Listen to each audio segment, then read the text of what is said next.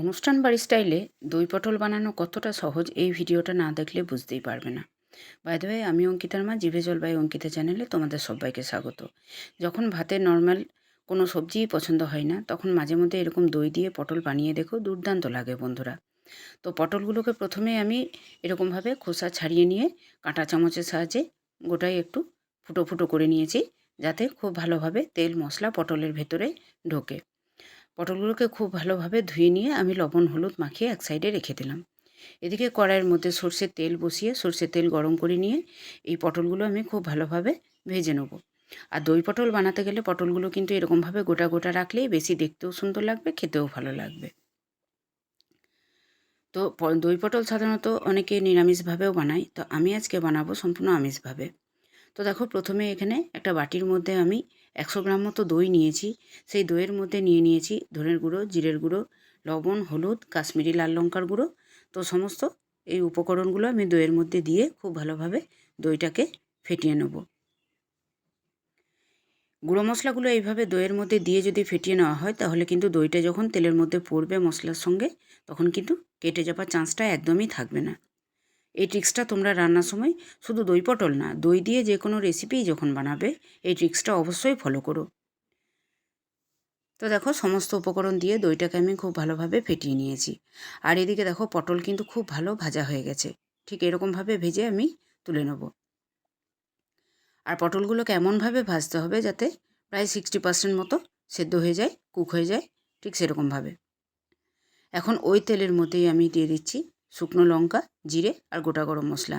সব কিছু ফোড়ন হিসেবে দিয়ে দেওয়ার পর যখন ফোড়নটা থেকে খুব ভালো সুগন্ধ বেরিয়ে আসবে, তখন এখানে আমি একটা মিডিয়াম সাইজের পেঁয়াজ বেটে রেখেছিলাম।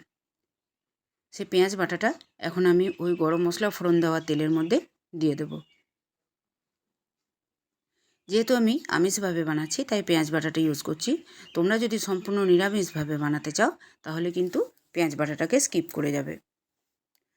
পেঁয়াজ বাটাটাকে দেখো, দেখে বুঝতেই পারছো তেলের মধ্যে একদম শুকনো শুকনো করে কষিয়ে নিয়েছি। তারপরে যে বাটির মধ্যে আমি মিশ্রণটা বানিয়ে রেখেছিলাম, সেই মিশ্রণটা এখন সেই মশলার মধ্যে আমি যোগ করে দিলাম। খুব কম তেলের মধ্যেই কিন্তু রেসিপিটা আজ আমি বানাচ্ছি বন্ধুরা। খুব বেশি এই দইয়ের পটল রেসিপি বানাতে তেলের প্রয়োজন হয় না খুব একটা। আর আজকের এই রেসিপিটা কিন্তু যে কোনো কিছুর সাথেই তোমরা সার্ভ করতে পারো। আমি গরম ভাতের সাথে সার্ভ করেছিলাম। তোমরা বাসন্তী পোলাও, লুচি, রুটি, পরোটা যে কোনো কিছুর সাথেই খেতে পারবে। কষাতে কষাতে দেখো একদম তেল উঠে এসেছে। ঠিক সেরকম অবস্থায় আবার ওই মশলার বাটি ধোয়া জলটা আমি দিয়ে দিয়েছিলাম। আবারও খুব ভালোভাবে খুন্তির সাহায্যে আমি কষিয়ে নিচ্ছি। যেহেতু দইয়ের মধ্যে কাশ্মীরি লঙ্কার গুঁড়ো আগে থেকেই দেওয়া ছিল, তাই দেখো আলাদা করে আর ব্যবহার করলাম না। ঠিক কম আছে কষাতে কষাতেই কাশ্মীরি লঙ্কার গুঁড়োর ফলে এত সুন্দর রঙটা এসে গেছে। কত সুন্দর দেখতে লাগছে বন্ধুরা, দেখো একদম অনুষ্ঠান বাড়ির মতো দই পটল রেসিপি। তোমাদের কেমন লাগছে তোমরা অবশ্যই কিন্তু কমেন্ট করতে ভুলো না।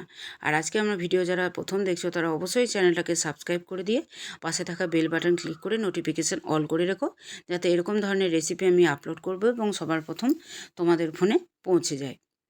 তো দেখো, কথা বলতে বলতে আমি এখানে স্বাদমতো চিনি ব্যবহার করেছি। স্বাদমতো চিনি দিয়ে পরে আবারও খুব ভালোভাবে কষিয়ে নিয়ে দিয়ে দিলাম ভেজে রাখা পটলগুলো। ব্যাস, রান্না কিন্তু একদম শেষের মুখে।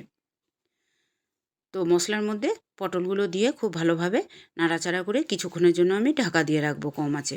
এতে মশলা খুব ভালোভাবে ওই যে আগেই কাঁটা চামচ দিয়ে যে ছিদ্র করে রেখেছিলাম, এই কম আঁচে দিয়ে রাখার ফলে দই মশলা পটলের ভেতরে কিন্তু খুব ভালোভাবে প্রবেশ করবে এবং পটলগুলো খেতেও দুর্দান্ত লাগবে। তো আজকে দই পটল রেসিপি কেমন লাগলো কমেন্ট করতে ভুলো না। আর বন্ধুরা, এটা যেহেতু আমি গরম ভাতের সাথে সার্ভ করেছিলাম, সেই সার্ভিংয়ের ভিডিওটা যাই হোক কোনো কারণে মিস হয়ে গেছে। তো তাই রেসিপিটা এখানেই শেষ করছি। এরপর আর কোনো রকম কোনো মশলা আমি ব্যবহার করিনি। তো আজকে এই পর্যন্তই। ফিরে আসছি আবার অন্য কোনো দিন অন্য কোনো জিভে জল আনা রেসিপি নিয়ে।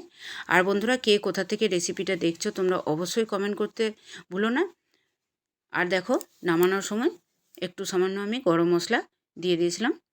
গরম মশলাটা অবশ্যই দেওয়ার চেষ্টা করো। আর যদি নিতান্তই না থাকে হাতের কাছে, সেক্ষেত্রে কসুরি মেথি থাকলে কসুরি মেথিও দিতে পারো।